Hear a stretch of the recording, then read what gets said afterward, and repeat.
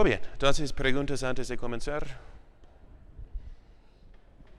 Iba a decir básicamente nomás mientras estemos en el principio de este año litúrgico, ¿no? Entonces, la liturgia es la vida de Cristo, ¿okay?, místicamente extendida a nuestras almas, ¿no? Y eso cuando platicamos de la santidad, en qué consiste, les di, o pues, el padre Antonio Roy Marí nos da varias definiciones, ¿no?, para que no falte un aspecto esencial, ¿no? ¿Se acuerdan de alguna definición de la santidad? Gracias. Entonces, ¿en qué consiste la santidad? Si tuvieran que inventar una definición, ¿qué dirían?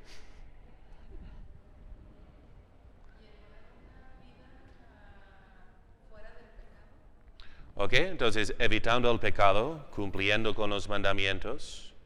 Hay muchos que hacen eso, pero son santos. Y podemos decir que ya cumplí con mi tarea con Dios. O que nos manda que está por encima de simplemente observar lo mínimo o aspecto negativo de la ley.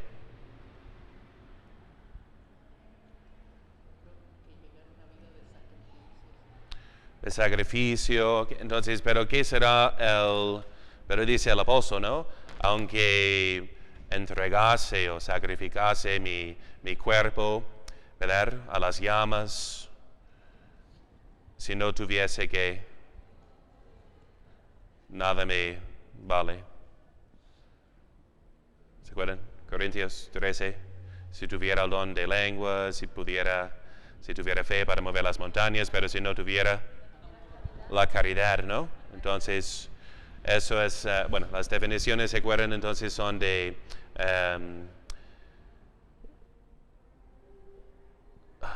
entonces las definiciones de la santidad, de amar a Dios sobre todas las cosas, ¿no?, con toda la mente, el corazón, la voluntad, ¿okay? Entonces con eso nunca cumplimos, ¿no? Es un proceso continuo de amar más y más a Dios.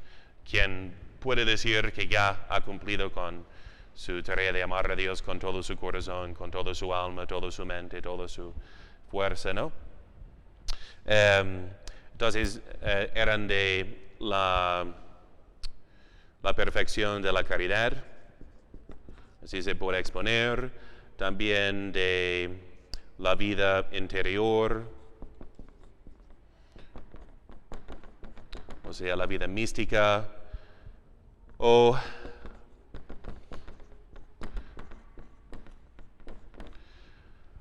entonces, y la voluntad de Dios, perdón.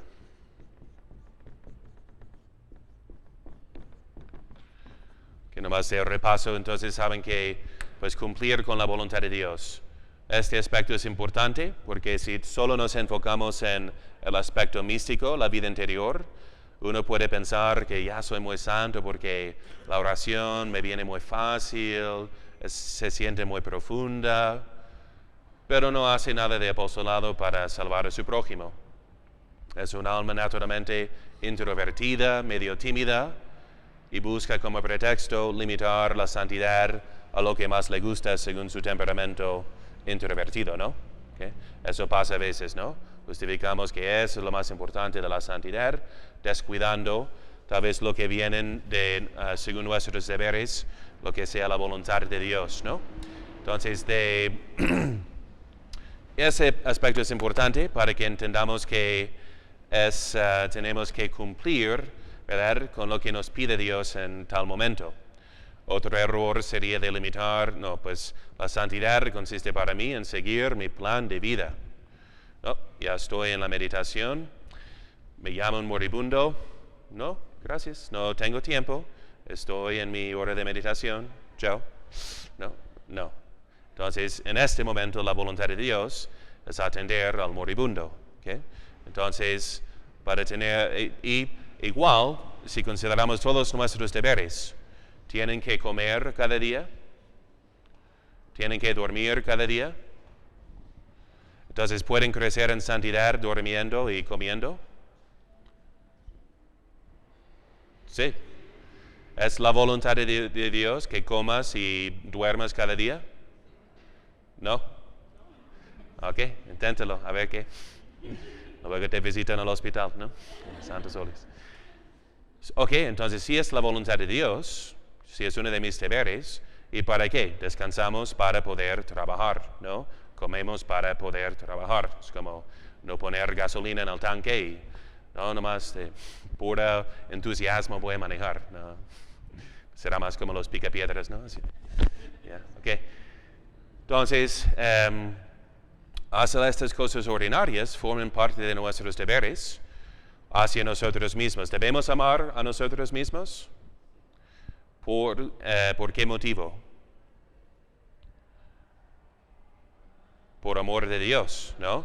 Entonces la caridad transforma todo, ¿ok? Entonces, ¿debo de amar a mí mismo por caridad? ¿Qué será el motivo? Me amo por amor de Dios. De modo que me voy a amar para que yo sea útil, un instrumento menos inútil para Dios, ¿no? De modo que voy a descansar lo suficiente para poder estar atento en la oración, en aconsejando a los demás. Voy a comer lo que necesito para tener la energía, no demasiado, ¿no? Entonces, ¿sí me explico? Pero si la voluntad de Dios cubre todo, debemos hacer todo por el amor de Dios, ¿ok? Para que no pensemos que la santidad es nomás en lo difícil, ¿ok?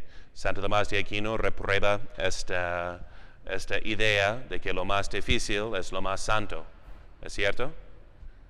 Esa será la tendencia colérica, ¿no? Hablando de temperamentos, al más colérico lo va a poner en el reto más difícil y eso es lo más santo.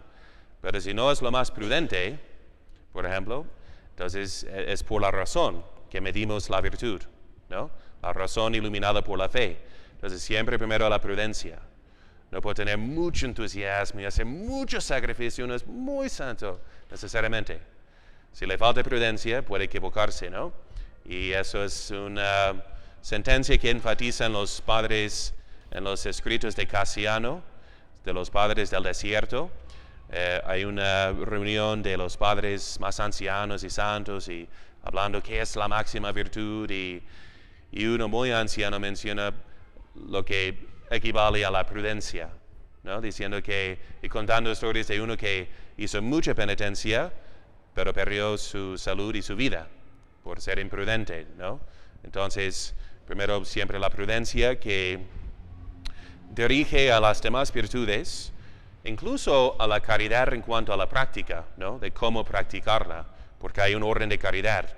Empiezas con el indigente, con tu familia, con tus amigos, con tus papás o con tus hijos, ¿no? Entonces Santo Tomás explica el orden de la caridad, quienes vienen primero, digamos, en cuanto a nuestras obligaciones, ¿ok? Entonces, eso es importante, por eso podemos santificarnos en cada momento. Entonces, de modo que, ¿qué hacemos cuando comemos? Algo ordinario, ¿verdad? Una necesidad del cuerpo que tenemos que atender, ¿verdad? Y puede ser una ocasión a veces de gula. ¿Cómo vamos a santificar ese momento? Orando, bendiciendo los alimentos, ¿no? Si dirigimos hasta lo que es gozoso en este momento, en acción de gracias a Dios, ok, ya el comer y beber y pasarlo bien de familia, de convivencia, con alcohol incluso, si quieren, ¿no? Como el Señor multiplicó el vino, su primer milagro, ¿no? Todo eso puede ser un momento santificador, no tiene que ser difícil, si dirigimos la intención hacia Dios. Siento un gozo en esta comida familiar. Bendito sea Dios. Gracias por mi familia, gracias por estos dones. Alguien me regaló un cognac, ¿no? Muy rico, ¿no? No lo tomo cada día. Entonces tomándolo dije, qué rico, ¿no? Gracias, Dios, por haber hecho el cognac, ¿no? Bien. Okay, entonces, hacer la voluntad de Dios, okay, para que entendamos que es cumplir con todos nuestros deberes, que nunca podemos descuidar sobre pretexto de tengo que dedicarme a la santidad. Okay. La perfección de la caridad, la vida interior, todo lo que leemos en San Juan de la Cruz y Santa Teresa de las moradas, el castillo interior, de las tres etapas de la purgativa, iluminativa, unitiva, ¿no? Esos niveles de oración en el alma, no podemos descuidar eso, ¿no? El temperamento más activo va a poner de pretexto, no, es que yo tengo que hacer la voluntad de Dios, trabajando, salvando las ánimas, y descuida totalmente su estar de rodillas en silencio rezando. ¿Okay? Una sola cosa te es necesaria, dijo el Señor a Santa Marta, ¿no? Eso es de nuestros deberes. Y según nos enseña nuestro Señor, el deber principal, ¿no? Entonces, porque si no permanecemos en Él, como la vid, en la vid, entonces nosotros los sarmientos nos vamos a simplemente secar y ser inútiles. Útiles nomás para ser arrojados al fuego. ¿Okay? Entonces, la vida interior, la vida mística, ¿okay? Esencial, como el alma de todo apostolado, hacer la voluntad de Dios, hacer todo por caridad. ¿Okay? Eso es la definición, digamos, más perfecta, porque todo debe de ser inspirado por la caridad, todo lo que hagamos. ¿Okay? Y así podemos santificarnos en momentos gozosos o dolorosos, ¿no? Si dirigimos ambos en acción de gracias, en la reparación de los pecados, hacia Dios, todo por amor. Importante para que no pensemos que es nomás en ser muy fuerte, ¿no? Hacer mucha penitencia. Es parte de la vida espiritual, pero dirigida por la caridad. Porque a veces entra nomás la soberbia y uno hace sus obras pensando que bueno soy yo, ¿no? El fariseo, por ejemplo, que decía, Señor, ayuno 2 veces a la semana, doy mi diezmo. ¿Qué tal, ¿No? ¿Aplauso? No, está bien. Está. Okay. Entonces, pero tenía soberbia, ¿no? Entonces, ¿qué era el motivo de esos actos? Según esa parábola, era soberbia, ¿no? De creerse bueno, ¿verdad? Por sí mismo. Cuando no es así, somos lo que somos por la gracia de Dios. Si es Dios que obra en nosotros tanto al querer como al hacer, de modo que si llevamos a cabo una buena obra, bendito sea Dios, que lo hizo a través de nosotros. ¿Okay? ¿No? Bien. Ok, entonces, pero estas definiciones es importante estudiarlas, pero a la vez nos queda un poco abstracto, ¿no? Mencioné el orden de la caridad y están pensando, pero ¿cómo es y cómo lo aplico? ¿No? ¿Okay? Entonces, la imitación de Cristo, eso es lo maravilloso de nuestra fe, que no es una filosofía, ¿no? Es el seguimiento de una persona, primeramente, ¿okay? Que nos enseña doctrinas, pero que enseña también, y sobre todo por su ejemplo. ¿Okay? Entonces, y eso hace la santidad al alcance de todos, para que no pensemos que tenemos que ser filósofos, teólogos para ser santos. ¿Okay? Es útil tener más conocimiento, pero hace la persona más sencilla, así fijados los ojos en Cristo, puede llegar a la santidad. ¿Okay? Bien, entonces vamos a ubicarnos litúrgicamente hoy. ¿Okay? ¿Qué nos está? Y les dije al principio, para los que llegaron tarde. ¿Okay? Entonces, de que la santidad, la liturgia es la vida de Cristo extendida a nuestras almas. ¿Okay? Acompañamos a Cristo, nos revestimos de Cristo cada año a través del ciclo litúrgico, ¿okay? Para que no perdamos la onda, ¿okay? este año litúrgico que vamos, y la Iglesia nos va dando lecciones en cada temporada. ¿Okay? ¿Me siguen? ¿Bien? ¿Emocionados? Excelente, muy bien. Ok, entonces, ¿cómo comenzamos el año litúrgico?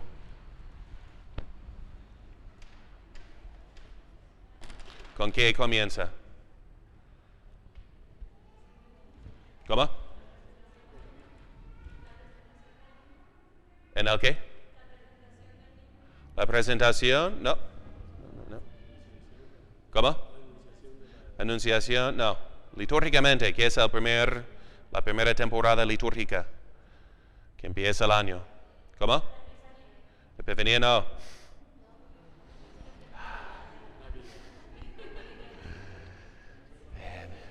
¿Quién es su cura? Yo quiero hablar con él. ¿Qué les está enseñando? No sé. ¿La vida? Navidad. No. Pero ahí vamos, acercándonos. Estábamos en Epifanía, Navidad. Adviento, excelente. Bien, Adviento. ¿Okay? Adviento. Bien, Adviento, ¿no? Nos toma por sorpresa porque secularmente, digamos, empezamos con el Año Nuevo, ¿no? Que ya es la octava de Navidad. Pero ya como católicos el siglo empieza con Adviento, fines de noviembre, comienzos de diciembre, ¿ok? Entonces, ¿qué son? Ok, vamos a ver entonces que Adviento, y vamos viendo cómo la Iglesia nos reviste de Cristo, o en qué orden viene, pues en el alma, las lecciones, digamos, espirituales de la liturgia, ¿ok? ¿Qué son los temas, lecciones de Adviento? La venida, ¿ok? Cristo viene, ¿cómo viene? Sí, entonces viene como juez, ¿okay? Contemplamos su venida final y contemplamos su venida como redentor, ¿no? Para salvarnos. Ahora bien, ¿quiere ser salvado? ¿De qué? ¿Del pecado original nomás? ¿Qué más? Entonces, ¿quieres decir que eres pecadora? Está bien, no te ven en la cámara, no saben quién eres. Está bien, lo puedes admitir. Ok, entonces es primeramente reconocer nuestra pecaminosidad. ¿Okay? Reconocer que somos pecadores. ¿Por qué no lo recibieron la mayoría, digamos, de su pueblo? Había escuchado todas las profecías, pero por fin, exactamente, quería más bien un libertador político que un salvador espiritual, ¿no? Un rey terrenal, ¿no? Y por fin terminan diciendo no tenemos otro rey sino César. ¿No? Entonces, eso es un tema. Cuando leemos las profecías del Antiguo Testamento, es que cuando son pequeños y dependen de Dios, son muy fieles. Cuando se enriquecen, están contentos, ya quieren ser como las demás naciones paganas mundanas. ¿Okay? Y Dios castiga para humillar a su pueblo, para que clamen para un Salvador. Entonces, el principio de la vida espiritual es reconocer que estamos mal. Si no reconoces eso no necesitas un Salvador, ¿no? ¿Y cuántos católicos andan así, no? ¿Por qué no se confiesan? Pues, ¿de qué? Yo no mato a nadie, no robo. Muy contentos con su mediocridad, ¿no? Se conforman nomás a unas costumbres y no están buscando ir al cielo. No están buscando ser liberados, ¿no? Entonces son esas preguntas. ¿Quieres quedarte aquí en este mundo para siempre? Si hubiera una droga para no morir, ¿no? O puedes puedes clonearte, ¿no? Y hacer otro tú y nomás pasar la información así de chip. Okay. No funcionaría. ¿Okay? ¿Quieres eso? No, ¿qué quieres? ¿Quieres morir y ir al cielo? Muy bien, excelente, muy bien, yo les ayudo, ¿ok? Bien, entonces, reconocer que somos pecados, clamar para un Salvador.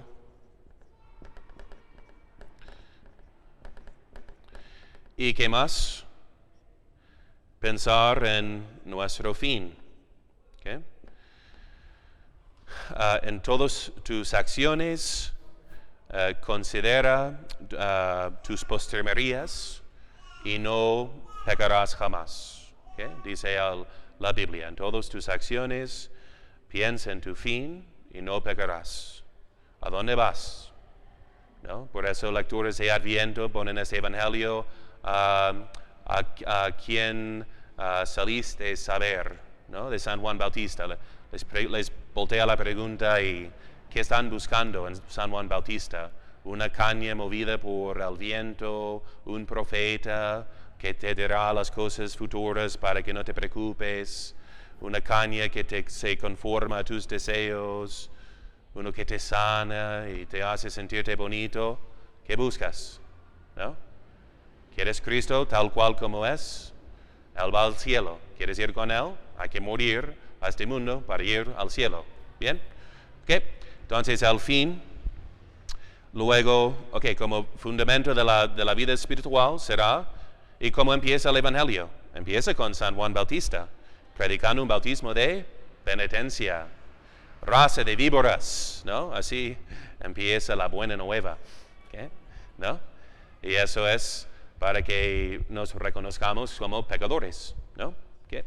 Bien, el Señor vino a salvar a lo que estaba perdido. Vino para los enfermos. ¿Eres enfermo? ¿Eres perdido? Si no, no lo necesitas, ¿no? Y vas a perder el tren, ¿okay? Al cielo. ¿Bien? Ok, entonces pensar en el fin. Siempre, ¿a dónde vamos? Reconociendo que somos pecadores, clamando para un Salvador. ¿Okay? Entonces, luego pasamos al tiempo de Navidad, muy bien. ¿Okay? Después de Adviento, Navidad. ¿Qué son las lecciones de Navidad?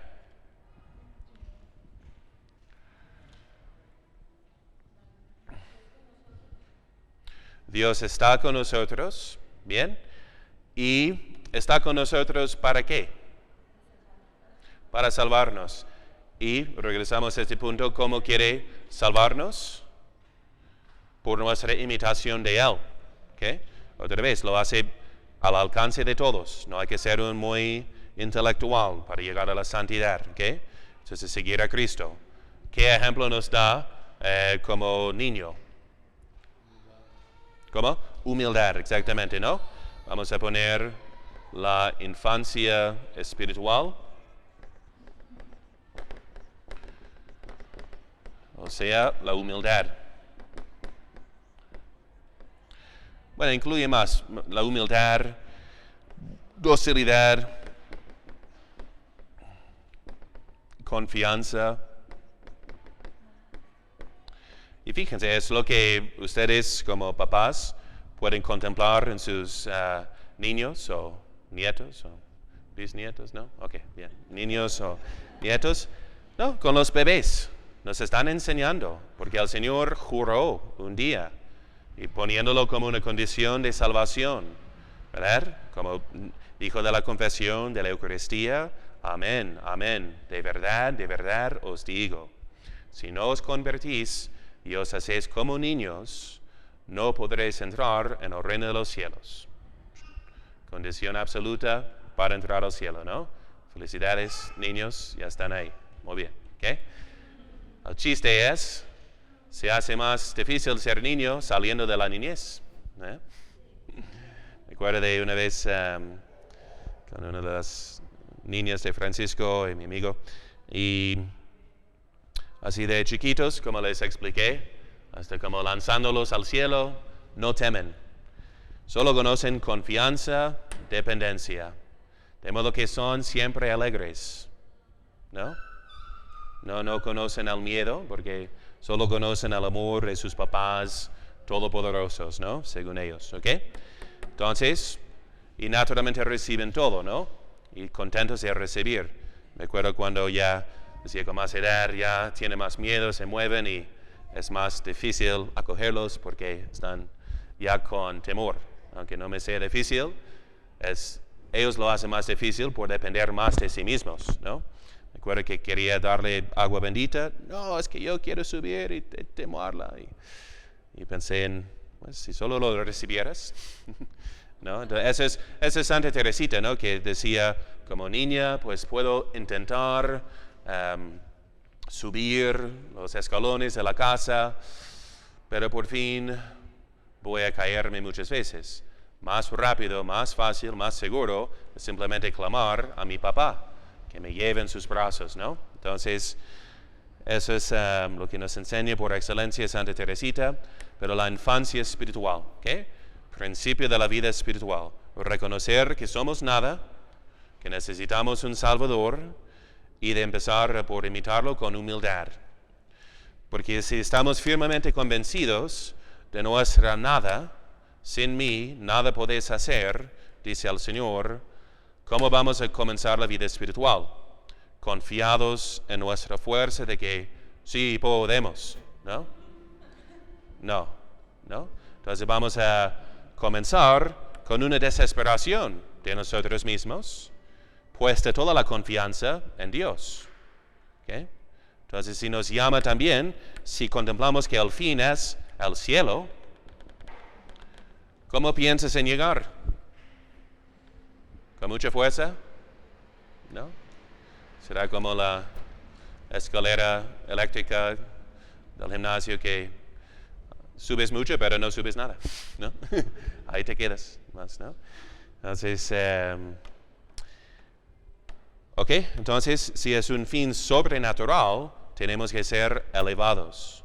Y como los niños no confían en sí mismos y reciben todo nuestro afecto, todo lo que necesitan, ¿no?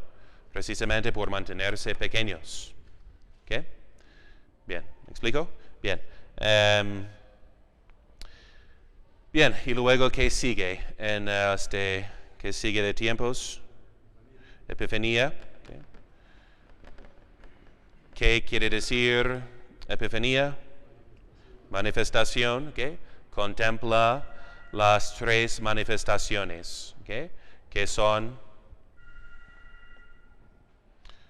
las tres manifestaciones, que son la primera clase después de las vacaciones, pero no tienen excusa porque las vacaciones eran santas, ¿no? Sí, contemplando estos mismos misterios. Las tres manifestaciones a los magos. ¿Qué más? A la humanidad. ¿Cómo que a la humanidad? ¿Cómo?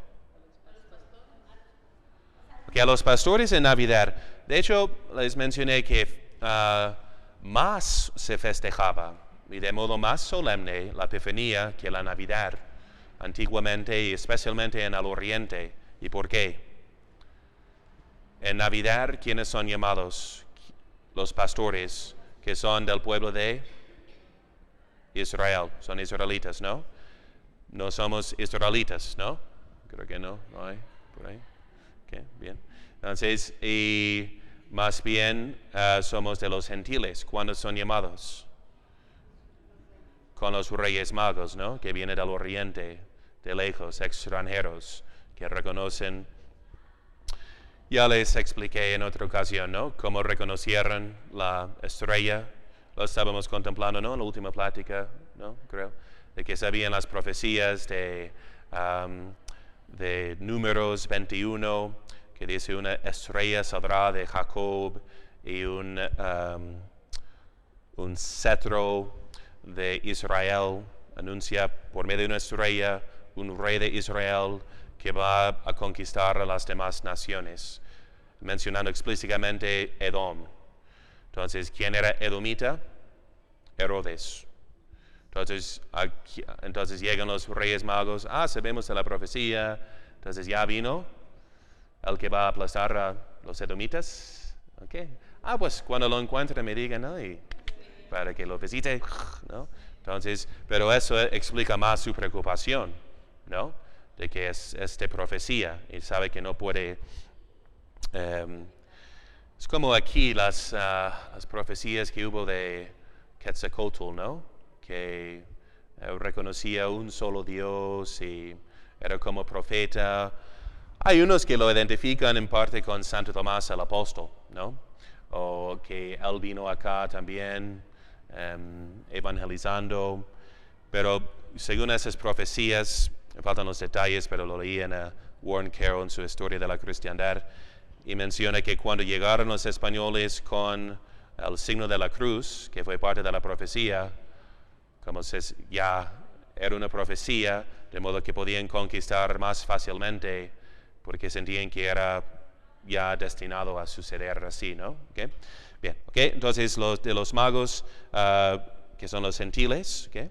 ¿Qué más? La otra manifestación.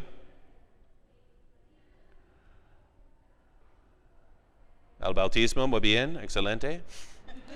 Bautismo y luego en las bodas de Caná. ¿Okay? Que vamos a contemplar mañana. ¿Okay? Entienden el ciclo litúrgico. Entonces, Epifanía es una octava que normalmente tiene las bodas de Caná, o bueno, es Sagrada Familia, luego no, dentro de justo después de la octava. Entonces, pero son esos tres misterios que contemplamos.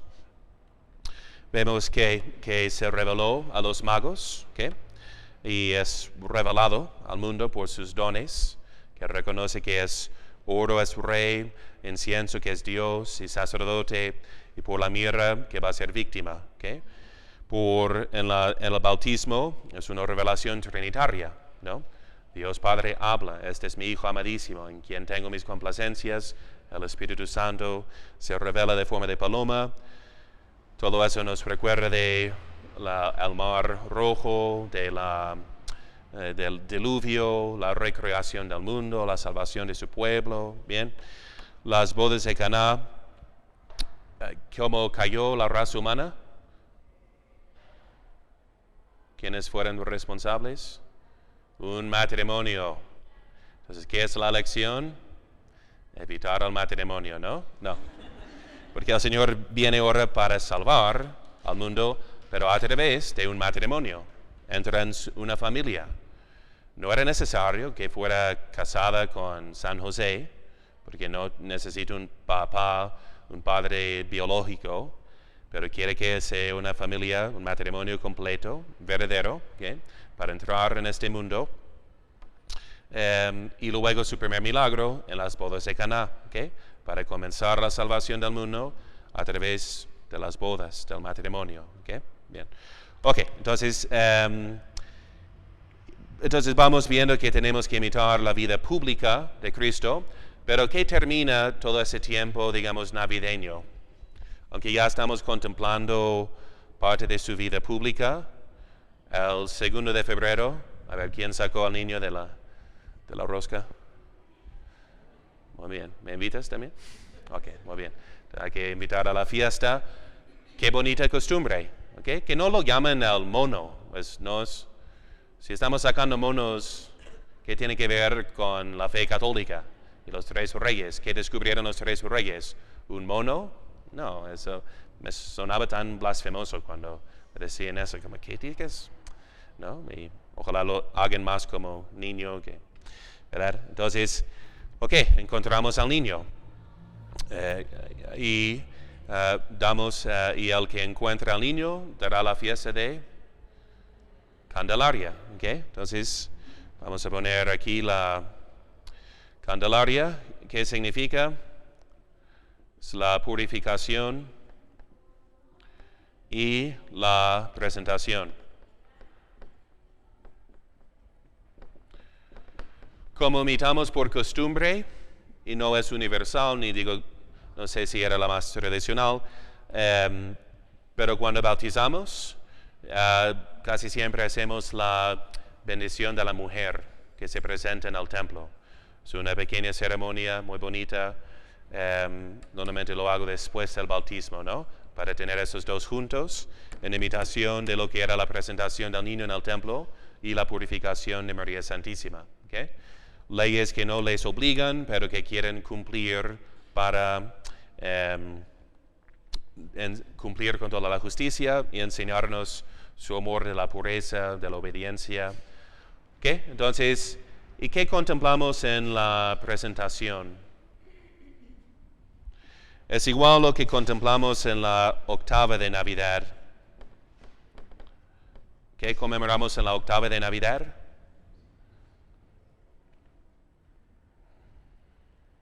¿Cómo se llama esa fiesta? Octava de Navidad. ¿Cómo? La circuncisión. Excusa a las mujeres si no les ocurrió. Circuncisión.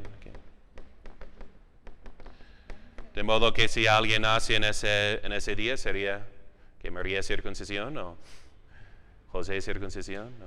Bueno, no sé. Okay. Entonces, la circuncisión. ¿Y qué es la moraleja? ¿Por qué poner una fiesta de la circuncisión, no? Generalmente hemos perdido este sentido de que ahora lo llaman Madre de Dios. Y tradicionalmente es un tema mariano por toda la liturgia de ese día también. Es legítimo eso, digo. Pero siempre lo llamábamos de la circuncisión, porque ¿qué lección moral sacamos de la circuncisión?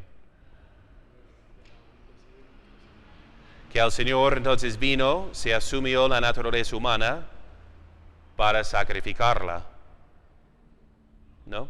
Eso vemos ya en el mero día de Navidad, como lo encontramos, ya sobre la madera, ¿no? Despojado de todo, del mundo, ¿no? Así como, igual como va a terminar su vida, ¿no? Entonces, ¿y en dónde? En Belén, casa de pan, quiere decir, ya prefigurando su sacrificio eucarístico. Viene para sacrificarse y para ser consumido por todos nosotros, ¿no? Esa es la dinámica. Si lo conectamos con la misma Santísima Trinidad, entonces de lo más alto de la más alta teología de la Santísima Trinidad, contemplamos que cada persona se define con relación a las otras personas. ¿Ven? Por eso son coeternas. No hay un padre si no hay un hijo, ¿no?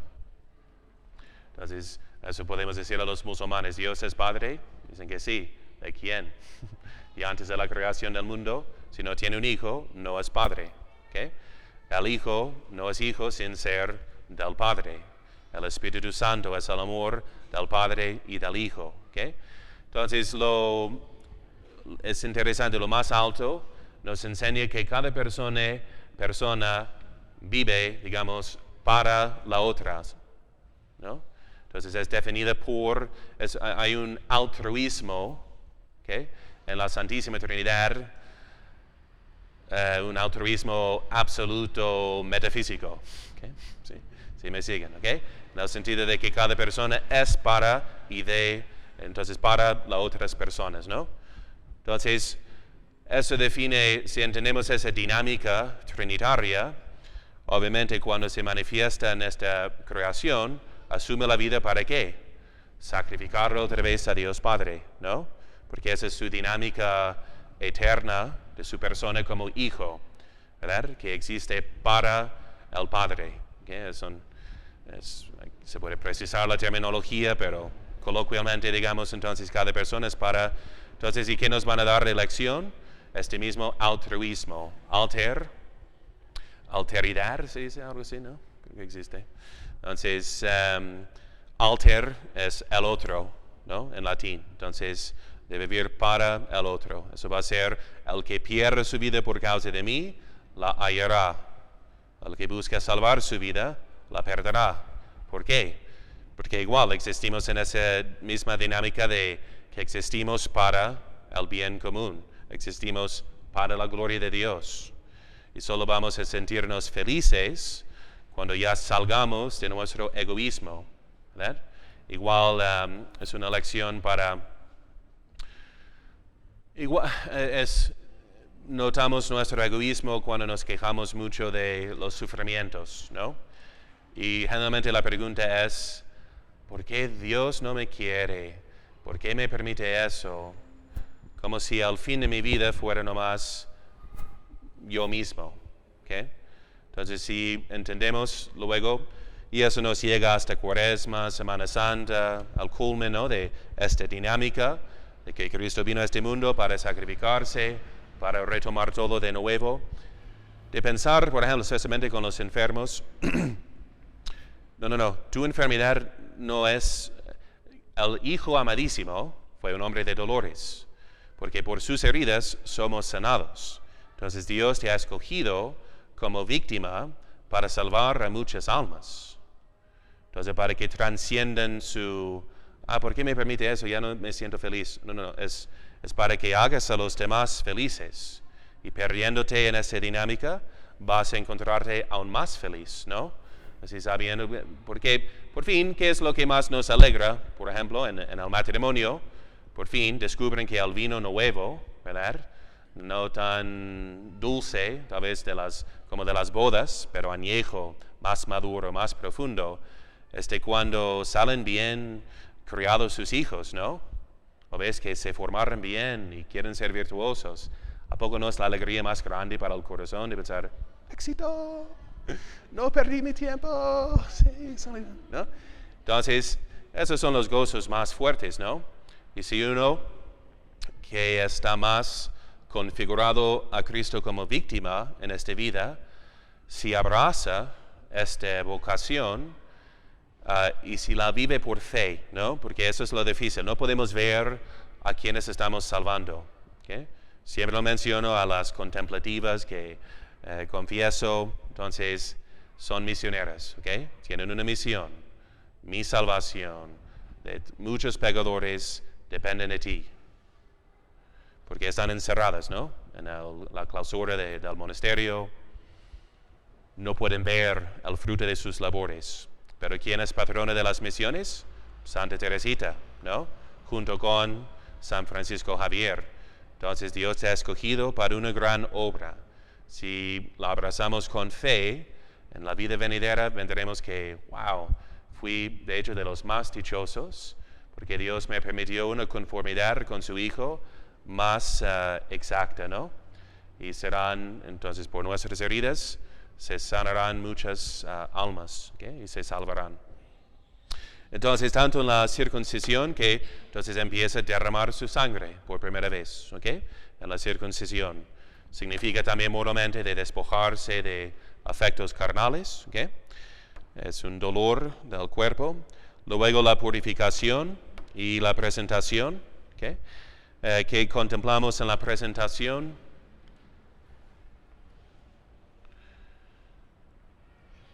¿Por qué nomás fueron al templo? ¿Por casualidad o era un precepto ir a los 40 días, según la ley de Moisés? Sí, padre. ¿Cómo? La purificación de la mujer y la presentación, ¿para qué?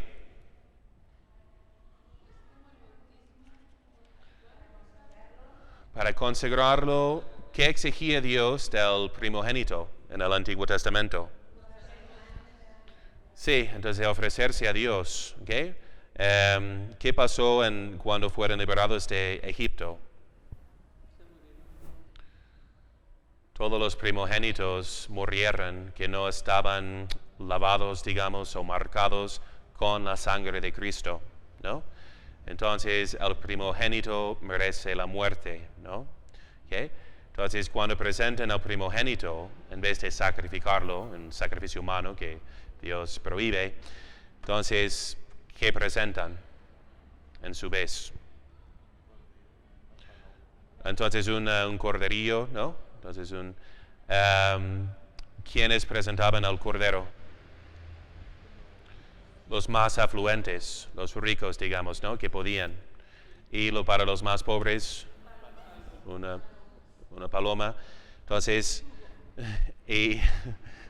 entonces, ¿qué se presenta en este momento ante Dios? El Cordero de Dios, ¿no? Presentan una paloma porque viven en pobreza, voluntariamente.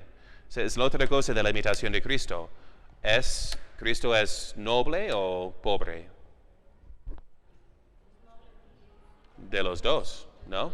Es de la estirpe de David, de la familia real. Pero vemos que querían vivir como nos narra el protoevangelio de Santiago, de San Jacob, de Santa Ana, San Joaquín. Dicen que daban una tercera parte de sus bienes al templo, una tercera parte a los pobres y se quedaban nomás con lo necesario para sí mismos, ¿no? Okay. Entonces, nobles más pobres, ¿no? Nos enseña la vida intelectual, tanto del obrero, ¿no? Entonces, vemos tantos ejemplos. Es niño, ¿verdad? Es escondido, es obediente, dirige, corrige. Entonces, tiene todos nos da todos los ejemplos, ¿ok? Entonces, en la presentación es otra vez este misterio de que de sacrificio, ¿ok? que no debe de asustarnos, ¿no? El sacrificio es el testimonio de amor, ¿no? ¿Verdad? Cuando sabía la mujer que su novio la amaba mucho, de veras, y hasta la muerte, que fue la señal.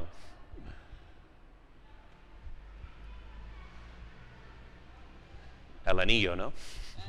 ¿No? Entonces, más que palabras, más que ciertos efectos, aquí está el anillo, ¿no?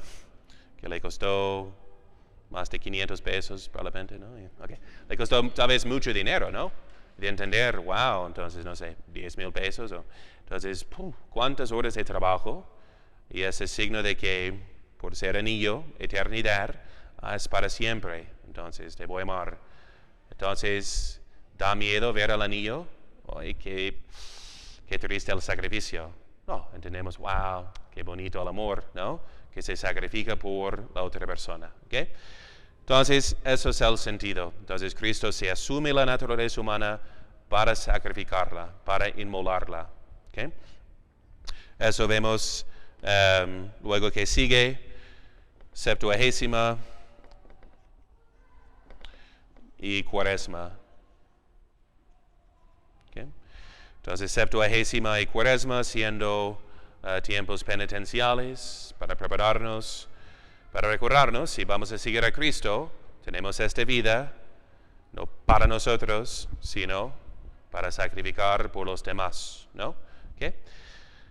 Bien, entonces,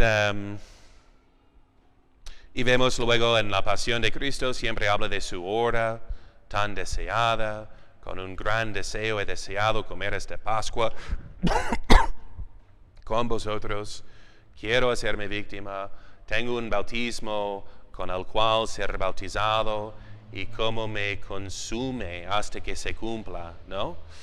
¿Qué bautismo? Este bautismo de ser consumido, eso es lo que más le consume a su corazón, este ser consumido por nosotros, ¿ok?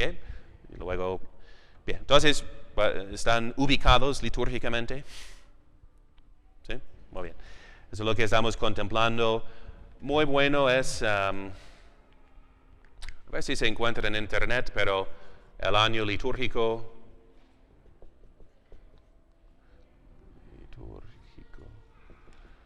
del abad Don Próspero, ¿no? Guéranger. Yo lo leí por todo un año, ¿no? Cada día era como mi lectura espiritual. Son, por fin, 10 o 15 tomos, algo así, ¿no? Pero es cada domingo, ¿no? Vas meditando y describe cómo era en la gloria, en la cristiandad. Sé que está en internet en francés, ¿okay? Entonces, que es otro latín mal hablado, a ver qué tal, ¿no? Entonces, y existe en español, lo encontré una vez en el seminario, de una forma antigua, un poquito editado, un poquito abreviado, ¿okay? Entonces, habla mucho, no tiene mucho de decir, pero es muy bueno. Eso leía el papá de Santa Teresita a las hijas, ¿no? Y para vivir, entonces si vemos a Santa Teresita tan conforme a Cristo, es por haber vivido esta extensión de su vida mística en nosotros, que es la liturgia. Que dijo también al Concilio Vaticano II, es la fuente y cima de la vida cristiana. Fuente y cima. Todo lo que queremos, ¿verdad? Toda nuestra inspiración y toda la meta viene en la liturgia, ¿ok? Presten atención, mediten. Lo que a lo menos pueden hacer es con un buen misal. ¿Alguien trajo su misal? Pues los tenemos en venta. Y es muy bueno porque explica cada domingo, ¿no? El rector del seminario en mis tiempos, su meditación diaria era simplemente el misal, como San Ignacio, siguiendo a San Ignacio, que nomás meditaba el misal y la imitación de Cristo. Les servía para toda la vida, ¿no? Entonces, meditando, por ejemplo, como no hay un ciclo entre semana, hay de los evangelios que corresponden a la aurora, digamos, de gloria de cada santo, sea confesor, mártir, pero para cada domingo pueden ir meditando una lección divina, ¿no? De la lectura y del Evangelio. Y de lo demás también, la colecta, esas son las partes más antiguas a veces, ¿no? Que vienen desde el siglo IV o antes. Entonces, meditando, ¿qué es el espíritu litúrgico? Para revestirse así de Cristo de la forma más concreta y práctica. ¿Bien? Ok, ¿preguntas? ¿No? ¿Demasiado? Bien, ok. Entonces, la imitación de Cristo. ¿Bien? Y ahora estamos en eso de Navidad. ¿Cómo lo terminamos en el Evangelio de la Sagrada Familia? Lo encontramos en el templo y ya en las cosas de su padre, ¿no? Entonces a los 12 años nos señala que pues, a los 12 años los judíos tienen su como bar mitzvah, ¿no? A los 13 años, diciendo que ya eres adulto, ¿no? Y les mencioné del derecho canónico, la edad mínima para casarse es 16 para el hombre, 14 para la mujer. O sea, es el reto cristiano de que sean tan maduros a esa edad. ¿Okay? No chiqueándolos, sino animándolos a ser más maduros, más, ¿verdad? Y luego pueden chiquear a sus nietos, ¿okay? ¿Verdad? Que vendrán más pronto, ¿verdad? Si crían bien a sus hijos, ¿no? Porque no, si crían bien, nunca vienen nietos, ¿no? Ya a los 40 años por fin piensan casarse, pero ya... Ok. ¿Qué decía? Entonces, pero luego lo vemos en las cosas de su padre, por encima de todo el respeto humano. Ni avisó a sus papás, ¿no? Es la lección de que cuando Dios llama, debemos estar listos a cortar cualquier vínculo, o incluso de parentesco, ¿no?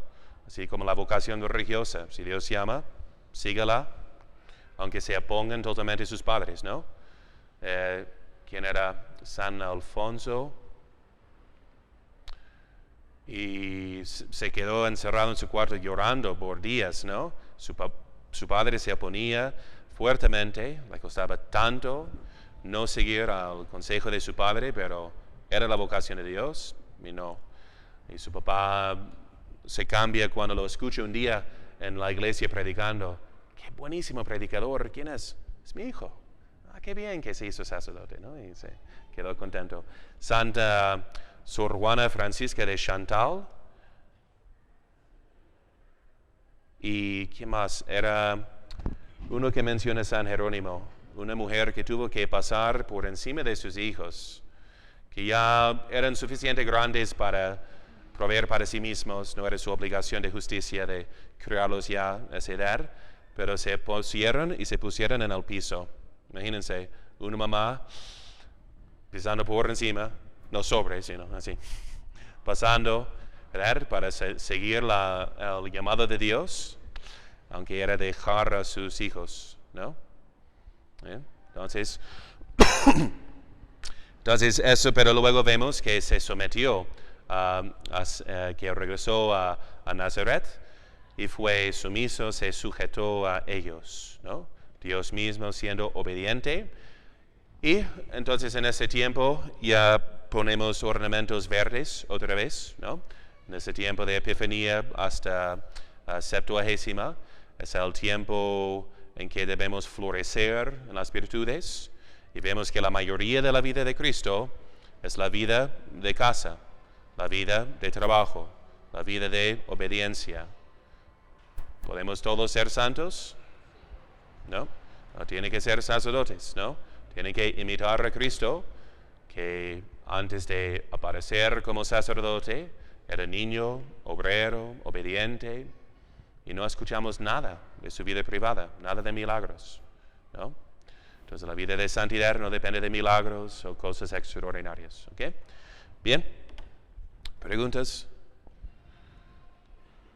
¿No? ¿Seguro?